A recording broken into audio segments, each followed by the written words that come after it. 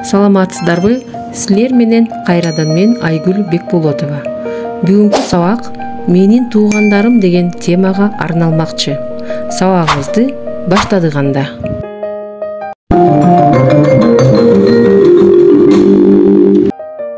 Саламатсыңар, менин атым Мерим. Апам мага үй бүлө тууралуу айтып берди. Уксаңар?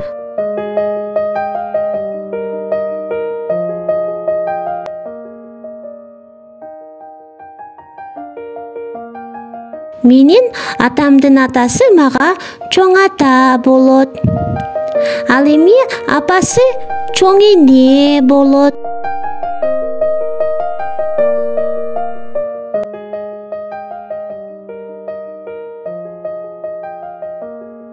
Ал эми апамдын атасы мага тай ата болот. Ал эми апасы тай эне болот.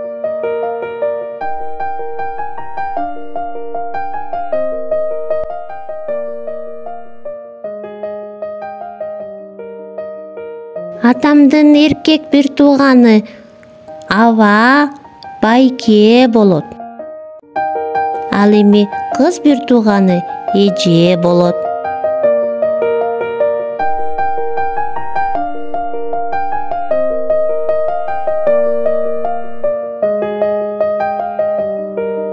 Апамдын эркек бир тууганы Тайеке болот. Ал эми кыз бир тууганы мага Таеже болот.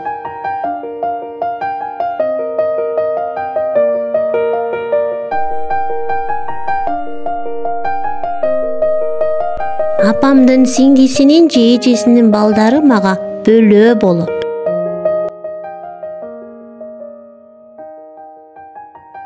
Атамдын бир тууганынын аялы мага Жеңе болот. Ал эми бир тууган эжесинин же карындашынын күйөөсү Жезде болот.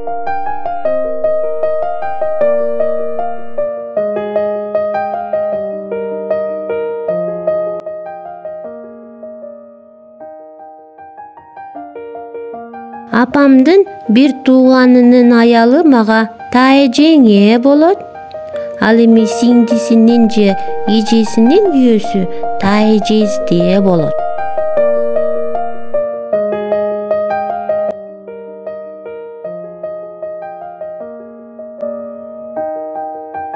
Мен болсо апамдын бир туугандарына жээн болом.